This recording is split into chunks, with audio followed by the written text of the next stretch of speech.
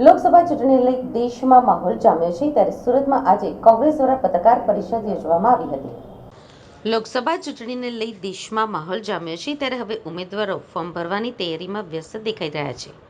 હાલમાં જ નવસારી લોકસભા બેઠક ઉપર કોંગ્રેસે પોતાના ઉમેદવાર તરીકે નિષદ દેસાઈની નિયુક્તિ કરી છે, ત્યારે સુરતમાં આજે કોંગ્રેસ દ્વારા પત્રકાર પરિષદ યોજવામાં આવી હતી।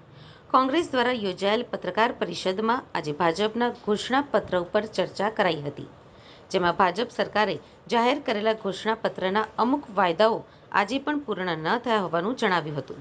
આ સાથે જ કોંગ્રેસે ભાજપ સરકાર સામે આકરા પ્રહારો કર્યા છે। સાથે જ ચૂંટણીને લઈને જે પ્રચાર પ્રસાર થઈ રહ્યો છે, તેમાં નવસારીના ઉમેદવાર નિષદ દેસાઈ ગાંધી બાપુની વેશભૂષામાં પ્રચાર કરશે।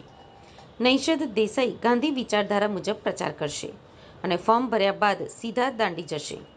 નિષદ દેસાઈની સીધી ટક્કર CR પાટીલ સાથે છે। પાર્ટી છોડીને જતા લોકોને જહાજ ડૂબે ત્યારે ઉંદર ભાગે તેવા ઉંદર કયા છે। માનનીય મોદી સાહેબની સરમુખત્યારશાહી તાનાશાહીની સામે આ ચૂંટણીમાં અમે ઉમેદવારી કરી છે અને ઇન્ડિયા ગઠબંધન કોંગ્રેસના ઉમેદવાર તરીકે સ્વતંત્રતા સમાનતા પ્રસ્થાપિત કરવામાં કારણ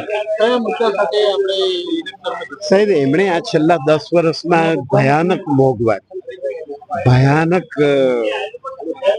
બેરોજગારીનું સર્જન કર્યું, જબરજસ્ત રાજકીય સામાજિક આર્થિક અસમાનતા પેદા કરી અને માત્ર ને માત્ર શિક્ષણ અને આરોગ્યને જાહેરમાં ઉદ્યોગ ધંધો બનાવીને નીલામી કરી અને એટલું જ નહીં, એમણે સમગ્ર ચૂંટણી તંત્રને ખર્ચાળ બનાવી દીધું। એમનું તો બસ ચૂંટણી એ એક એમનું કમાણીનો ઉદ્યોગ છે અને એ એટલા માટે જ એમણે જાણી બુજીને આર્થિક અસમાનતા પેદા કરી। આજનો તમારો કેટલા ટાઈમ વધી જશે? ચૂંટણી 7 તારીખે સાંજે 7 વાગ્યા સુધી મતદાનના સમય સુધી 24 કલાક આ પહેરવેશ રહેશે। આપ હવે પહેરવેશ પહેરશો, આમાં આપણે ગરમી નહીં લાગશે। શા માટે આપો? શા માટે એટલે મહાત્મા ગાંધીનો સંદેશ દુનિયાને નવી યુવા પેઢીને આપવાનો છે।